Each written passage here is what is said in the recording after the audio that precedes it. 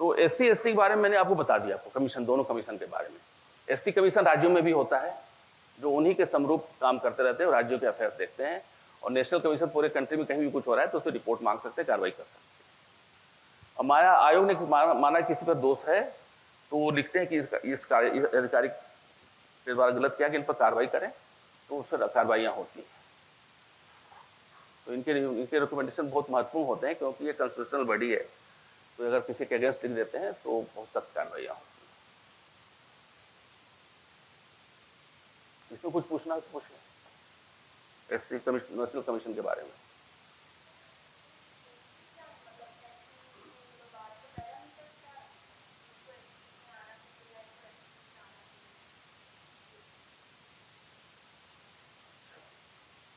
तो शायद आगे है,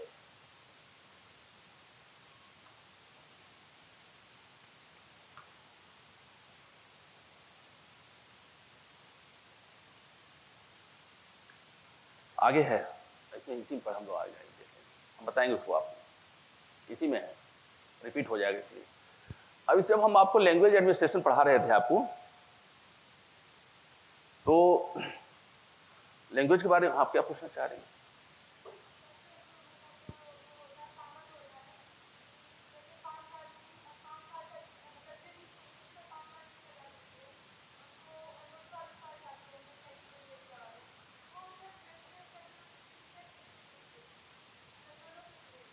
नहीं, मैंने कहा कि जो माइनर जो क्राइम्स हैं, माइनर क्राइम्स क्या है? सट्टा खेलना, दारू पीना पब्लिक प्लेसेस पर। आप दारू पी सकते हैं लेकिन पब्लिक प्लेस पर नहीं पी सकते हैं।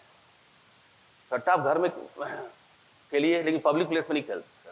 सट्टा तो घर में भी नहीं खेल, लीगली तो ये भी ऑथराइज नहीं है। इस तरह के छोटे छोटे क्राइम है, जैसे मान लीजिए थप्पड़ मार दिया, गाली गलौज कर दिए, ये छोटे क्राइम्स जो हैं, इसको ग्राम सभा बैठती है, इनके समाज के लोग, और फिर निर्णय करते हैं कि इनको भाई 1000 फाइन किया जाए, या 4 थप्पड़ मारा है इसको 4 थप्पड़ मार दिया जाए। इस तरह का इनको अधिकार दे दिया जाता है छोटे मोटे क्राइम्स के लिए, लेकिन बड़े क्राइम में इनकी अधिकारिता नहीं रहती है।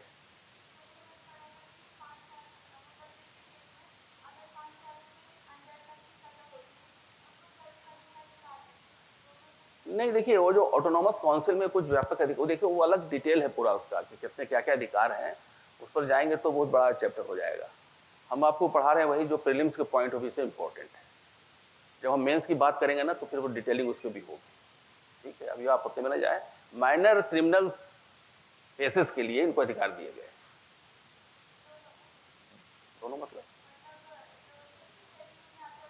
हाँ, फिफ्थ शेड्यूल में जो आता है उसे शेड्यूल एरियाज में, ऐसे नहीं कि मध्य प्रदेश में जबलपुर में वो लागू है, जबलपुर मैंने कहा डिंडोरी में लागू है, सिवनी के कुछ ब्लॉक में लागू है, तो सरकार नोटिफाई करती है किस एरिया में फिफ्थ शेड्यूल लगा हुआ है, किस में नहीं लगा हुआ है।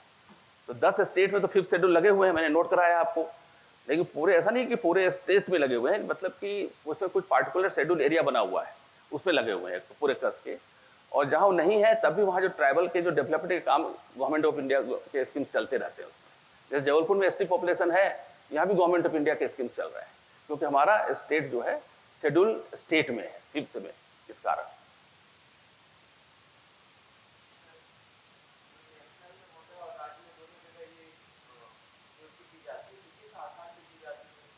मैंने बताया कि इनकी हमारे संविधान में इनकी योग्यता के बारे में, इनकी उम्र के बारे में, इनकी सैलरी के बारे में कुछ नहीं लिखा हुआ है, लेकिन प्रेसिडेंट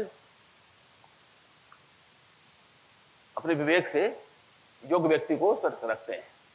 अब जैसे अभी वर्तमान में विजय सांपला है, ये SC कमीशन के हैं, तो ये पंजाब के हैं, और ये 2-3 बार वहाँ के MP रह चुके हैं, मोस्ट प्रोबेबली जालंधर से, आप देख लेना, चेक कर लेना, और मंत्री भी रहे भारत सरकार में SC वेलफेयर के, तो अच्छे लोगों को रखा जाता है।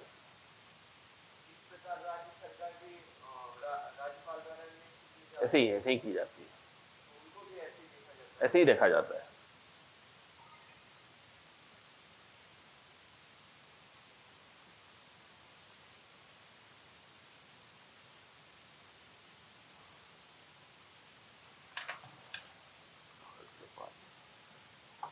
पानी कहाँ रख दिया?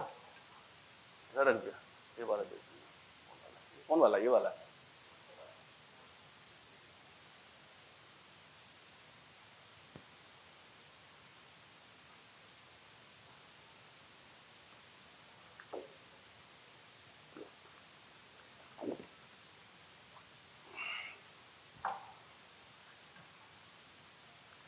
जब आप हम भारत के भाषा प्रबंधन के बारे में बता रहे थे तो स्पेशल ऑफिसर के बारे में बताए थे जो कि लिंग्विस्टिक माइनॉरिटीज के बारे में तय करेगा। ये आपको याद होगा आर्टिकल 350B में था, वहां आपको हमने थोड़ा सा बताया भी था। तो लिंग्विस्टिक भाषाई अल्पसंख्यक कौन है? लिंग्विस्टिक माइनॉरिटीज का मतलब भाषाई अल्पसंख्यक कौन है? जैसे मध्य प्रदेश में मान लीजिए कि केरल के लोग रह रहे हैं, मलयालम में बोलते हैं, वो भाषाई लिंग्विस्टिक माइनॉरिटीज में आते हैं। तमिल के लोग हैं, बंगाल के लोग हैं, जहाँ पर कि यहाँ की भाषा तो हिंदी है लेकिन दूसरे स्टेट के लोग आकर रह रहे हैं, तो वो हमारे भाषाई अल्पसंख्यक कहलाते हैं। इसका समान डिफिनेशन यही है।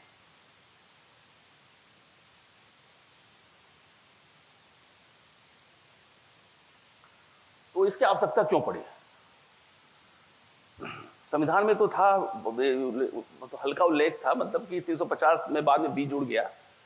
तो इसकी उद्देश्य ये पड़े कि विभिन्न स्टेट में आप देखेंगे कि उनका कहना था कि जो दूसरे भाषा के लोग हैं उनका उतना उनका सार्थक उनका विकास नहीं हो रहा है जितना होना चाहिए। इस तरह आप देखेंगे कि हर एक स्टेट में लिंग्विस्टिक माइनॉरिटीज के एकेडमी बने हुए हैं। जैसे मध्य प्रदेश में आप देखेंगे कि उर्दू एकेडमी है, उसी तरह आप सिंधी एकेडमी के बारे में सुनते होंगे, सिंधी एकेडमी है। और मेनली यहाँ पर जो भाषाई मात्र 2 ही हैं मुझे जहाँ तक याद आ रहा है, क्योंकि इनकी ज़्यादा पॉपुलेशन है इस कारण। तो सिंधी एकेडमी भी है, भोपाल में स्थित है, और उसी तरह उर्दू एकेडमी भी है।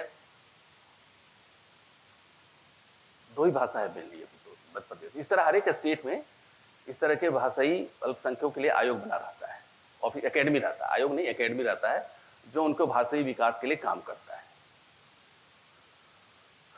तो शुरुआती दौर में इस तरह का कमीशन वगैरह कॉन्सेप्ट नहीं था। भारत सरकार दिल्ली में आप जाएंगे तो हर एक के एकेडमी बने हुए हैं। तमिल एकेडमी भी है, तेलुगु भी है, बंगला भी है, गुजराती भी है, उर्दू भी है, सिंधी भी है, सभी भाषाएं हैं। अब उस स्टेट में किस स्टेट में क्या होगा तो वो वहाँ के स्टेट तय करती है। तो इसमें इस तरह की शिकायतें आई और लोगों को भी लगा, हमारे संविधान में जो पार्लियामेंट में जो सांसद रहते हैं, सरकार रहती है, कि दूसरे स्टेट में दूसरी भाषाओं का विकास नहीं हो पा रहा है प्रॉपर जितना होना चाहिए।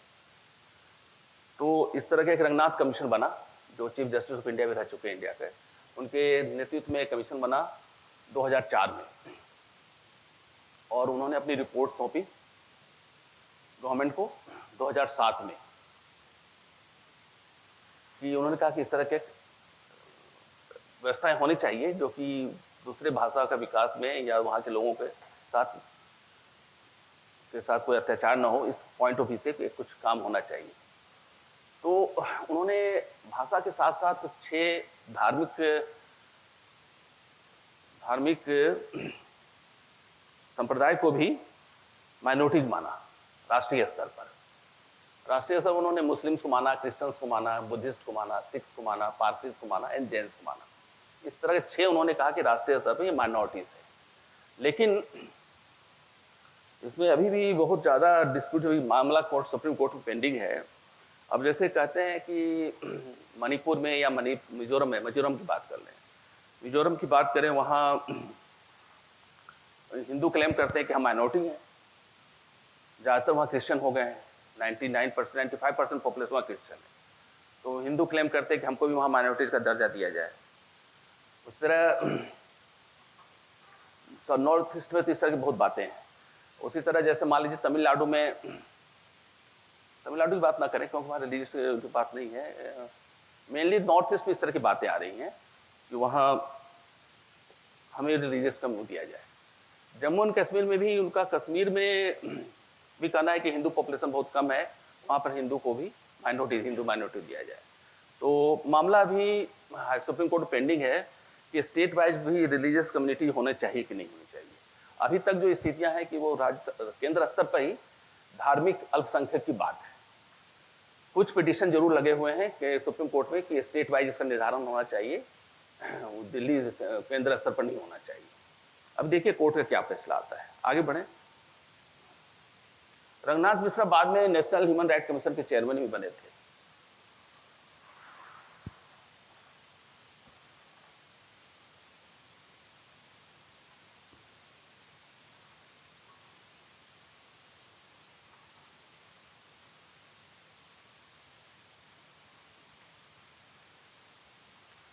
ये 1957 में जाकर ये 350 और 350 बी जोड़ा गया कि लिंग्विस्टिक माइनॉरिटीज के लिए एक स्पेशल ऑफिसर होना चाहिए। 1950 में प्रावधान था कि होना चाहिए, व्यवस्थाएं उनके साथ होना चाहिए, लेकिन 1957 में जो हुआ तो जोड़ा गया, संवैधानिक संशोधन हुआ था, उसमें इसको जोड़ा गया 1957 में कि इस तरह की बातें होनी चाहिए। इसमें हेडक्वार्टर इलाहाबाद गलत लिख दिया गया है, दिल्ली में है।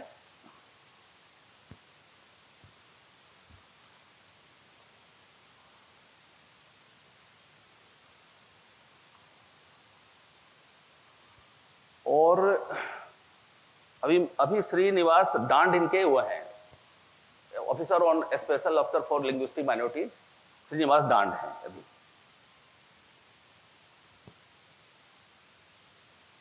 वो कमिश्नर फॉर लिंग्विस्टिक माइनॉरिटीज भी कहलाते हैं। इनका हेडक्वार्टर दिल्ली में है। ये आईएएस अधिकारी हैं और इनका 4 जगह रीजनल ऑफिसेज हैं लिंग्विस्टिक माइनॉरिटीज के लिए। एक कर्नाटका के बेलगांव में है, एक चेन्नई में है, एक कोलकाता में है और एक इलाहाबाद में है, प्रयागराज में। 4 कर दीजिए, 4 इनके हेडक्वार्टर, 4 रीजनल ऑफिस हैं। बेलगांव कर्नाटका में, चेन्नई तमिलनाडु में, कोलकाता वेस्ट बंगाल एंड प्रयागराज इलाहाबाद यूपी में। 4 जगह इनके रीजनल ऑफिसेज हैं।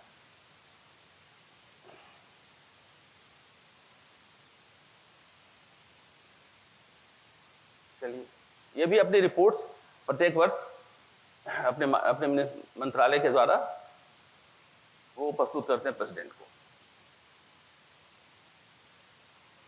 ये ठीक है, हर एक भाषा के विकास के लिए काम करते हैं। चलिए ठीक है, आगे बढ़े।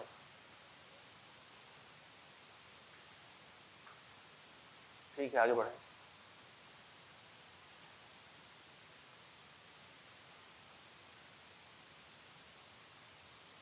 तो लिंग्विस्टिक माइनॉरिटी में इतनी बात है। तो उसमें 2-3 मुख्य बात है कि इनका हेडक्वार्टर दिल्ली में है, 4 रीजनल ऑफिसेज हैं। इनका एक कमिश्नर फॉर लिंग्विस्टिक माइनॉरिटीज होता है। 350 बी में है ये। 1957 में ये गठन हुआ इस तरह का। और मेनली इनका ये है कि अन्य प्रदेशों में या भारत में किसी क्षेत्र में कोई लिंग्विस्टिक माइनॉरिटीज हो, उनकी कोई शिकायत हो, उसका निराकरण हो, उन भाषाओं का विकास हो उस क्षेत्र में। उसी तरह अभी जो न्यू एजुकेशन पॉलिसी आई है उसमें भी इस तरह कॉन्सेप्ट है कि 3 लैंग्वेज फॉर्मूला की बात है।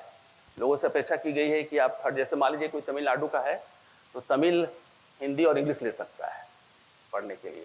और सरकार को निर्देश है कि हर एक जिस तरह जहाँ इस तरह के पॉपुलेशन ज़्यादा है बच्चों का, वहाँ तमिल टीचर भी रखिए ताकि तमिल बच्चे पढ़ पाएँ।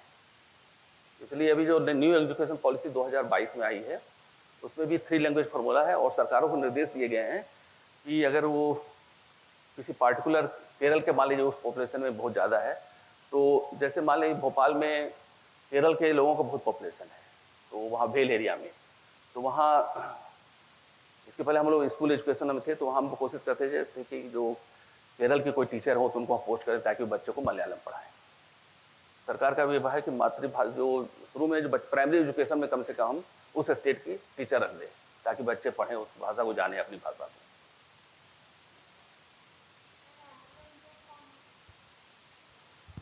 चार बार हम बता चुके हैं,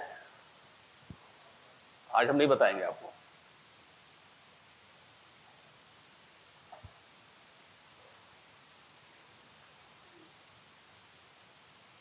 तो अभी हम उसको समराइज कर रहे हैं कि हमारे संविधान में 330 से लेकर 342 तक इस तरह की बातें हैं। एससीज के डेवलपमेंट के लिए, एसटी के डेवलपमेंट के लिए, बैकवर्ड क्लासेस के लिए और एंग्लो इंडियन के लिए, और उनके साथ अन्याय नहीं हो, उनका शोषण ना हो, इनके संबंध में हमारे पूरा जो प्रोविजन है 330 से लेकर 342 तक का है। इसके अनुसार उनका रिजर्वेशन SC ST का हमारे पार्लियामेंट में और विधानसभा में रिजर्वेशन है। नौकरी में भी SC ST का रिजर्वेशन है, OBC का भी रिजर्वेशन है। सरकार ग्रांट देती है, कमीशन बनते हैं। मतलब उनको देखा गया है कि जो हमारे वीकर सेक्शन है उनके लिए जो सरकार हमारे संविधान में जो व्यवस्था है उसके बारे में विवरण है। आगे बढ़े, आगे बढ़े प्लीज।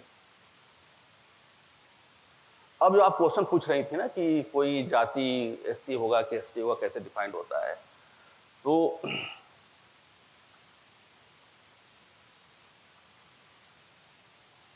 हर एक स्टेट में एक